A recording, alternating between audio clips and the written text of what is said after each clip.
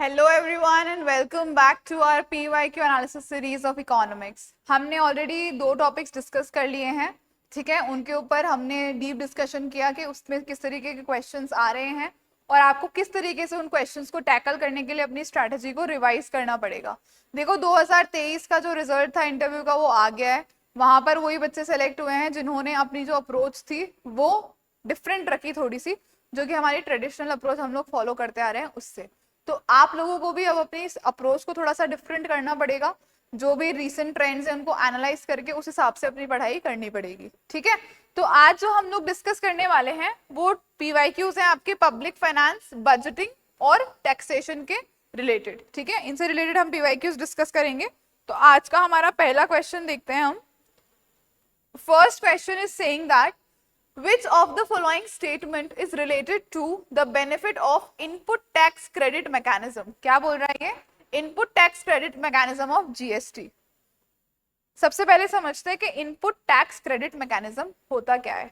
तो ये एक बहुत कोर कंपोनेंट है आपके जीएसटी का, जिसके अंदर जो भी हमारे बिजनेसेस हैं उनका जो इनपुट होता है, मतलब वो लोग जो भी इनपुट यूज करते हैं उसके ऊपर जो टैक्स लगता है, ठीक है, उसके ऊपर जो जीएसटी लगता है, उस इनपुट टैक्स को हम माइनस कर देते हैं। किसमें से माइनस कर देते हैं? हमारे आउटपुट के ऊपर जो टैक्स लग रहा है उसमें से, आउटपुट टैक्स में से।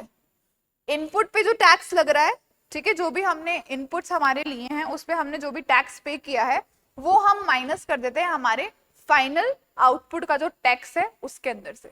इससे क्या होगा, जो जिस चीज के ऊपर हम ऑलरेडी टैक्स दे चुके हैं हमें एटलीस्ट उस चीज का जो टैक्स दोबारा ना भरना पड़े।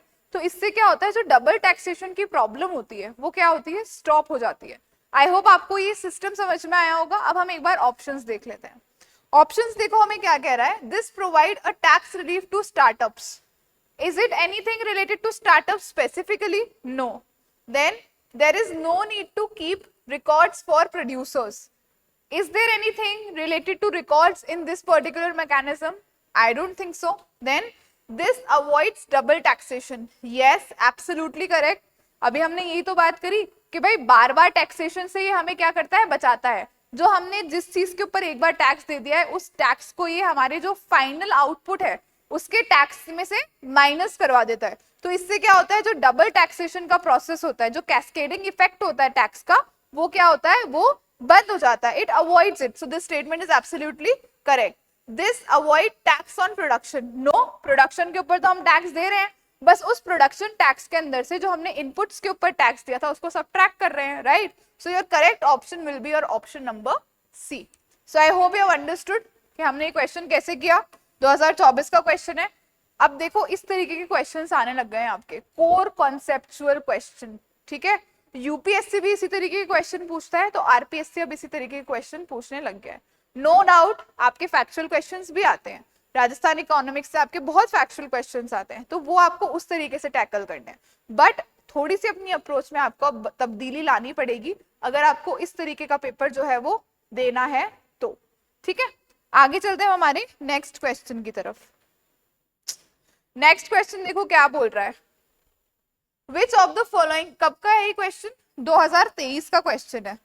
विच of the following expression shows the formula of gross fiscal deficit. सबसे पहले सबको छोड़ दो, सबसे पहले ये जानो कि भाई ग्रॉस फिस्कल डेफिसिट होता क्या है। तो ग्रॉस फिस्कल डेफिसिट क्या होता है, जो भी गवर्नमेंट का टोटल एक्सपेंडिचर है, जो भी गवर्नमेंट का क्या है टोटल एक्सपेंडिचर है, उसमें से उसका टोटल रेवेन्यू माइनस कर दो। टोटल रेवेन्यू माइनस कर दो। गवर्नमेंट का जो टोटल एक्सपेंडिचर है, ठीक है, जब हम उसके अंदर से क्या माइनस कर देते हैं, गवर्नमेंट की टोटल रेवेन्यू को माइनस कर देते हैं, तो हमें पता चलता है कि गवर्नमेंट ने कितना एक्स्ट्रा खर्चा किया है, ठीक है। और उस एक्स्ट्रा खर्चे को ही हम क्या कहते हैं, we call it the gross fiscal deficit. Then the government it has to borrow, ठीक है। उस डेफिसिट को मीट करने के लिए गवर्नमेंट को क्या करनी पड़ती है, government has to borrow, government को बोरोइंग्स करनी पड़ती हैं। गवर्नमेंट अपने डोमेस्टिक मार्केट से भी बोरोइंग्स कर सकता है, वो अब्रॉड से भी बोरोइंग्स कर सकता है, ठीक है। So basically gross fiscal deficit क्या है, आपकी बोरोइंग्स है, ठीक है, जो गवर्नमेंट के टोटल एक्सपेंडिचर और गवर्नमेंट के टोटल रेवेन्यू से डिफरेंस से हमें निकल कर आती है, that is your what, that is your gross fiscal deficit. तो ग्रॉस फिस्कल डेफिसिट का क्या होगा फॉर्मूला, देखते हैं। Primary deficit plus net borrowing from abroad, no obviously not, because यहाँ पर सिर्फ किसकी बात चल रही है, हमारी बोरोइंग्स की बात चल रही है। Total expenditure minus revenue receipts, no not at all. Total expenditure minus only revenue receipts, no बिल्कुल नहीं, टोटल रेवेन्यू होगा यहाँ पर, right. So fiscal gross fiscal deficit is equals to revenue deficit plus capital expenditure, absolutely not, ठीक है, यहाँ पर इसका तो कोई काम ही नहीं है, ठीक है। Gross fiscal deficit net borrowing at home plus borrowing from RBI plus borrowing from abroad, yes this is the correct option. क्यों, क्योंकि ग्रॉस फिस्कल डेफिसिट क्या है, basically it is the borrowing. Borrowing कहां पर, आपकी borrowings at home, right, net borrowings at home, जो भी हमारी कंट्री है, जो भी हमारा देश है, उसके अंदर जो हमारी नेट बोरोइंग्स हैं वो, उसके अलावा we are borrowing from RBI as well, ठीक है, हमारे एक्सपेंडिचर्स को मीट करने के लिए we are borrowing from RBI as well, and we are borrowing from abroad as well, we are taking money from abroad as well. So all of these things when included, this will be your what, this will be your gross fiscal deficit, जो हमें चाहिए होता है for what, for funding our expenditure, जो हमने access expenditure कर दिया है उसको हम फंड करने के लिए हमें ग्रॉस फिस्कल डेफिसिट के बोरोइंग्स की जरूरत होती है, ठीक है। आई hope you have understood, so your correct option is option number 4, ठीक है। आगे चलते हैं हमारे नेक्स्ट क्वेश्चन की तरफ। नेक्स्ट क्वेश्चन देखो क्या बोल रहा है, which of the following is not a tool of fiscal policy. Fiscal policy और मॉनेटरी पॉलिसी दो पॉलिसीज होती हैं। फिस्कल पॉलिसी आपकी गवर्नमेंट जो है वो रेगुलेट करती है, वेयरएज मॉनेटरी पॉलिसी आपकी जो भी सेंट्रल बैंक है वो रेगुलेट करती है। अब ये क्या पूछ रहा है कि इन चारों में से कौन सा फिस्कल पॉलिसी का टूल नहीं है, ठीक है। तो पब्लिक एक्सपेंडिचर का it is controlled by your fiscal policy, government controls it, government regulates it. Deficit financing again it is controlled by your fiscal policy. Taxation again it is controlled by your fiscal policy. Taxation slabs rate सब government fix करती है ना, right. So interest rate जो है, does the interest rate come under your fiscal policy? Is it something which is set by the government? No, it is something which is set by your central bank, it is done by your banking system. So interest rate is not a tool of fiscal policy, whereas it is a tool of what, it is a tool of your monetary policy. 2023 का question है, काफी direct question था, इसमें कोई इतना दिमाग लगाने वाली आपकी बात नहीं थी, ठीक है। आगे चलते हैं हम।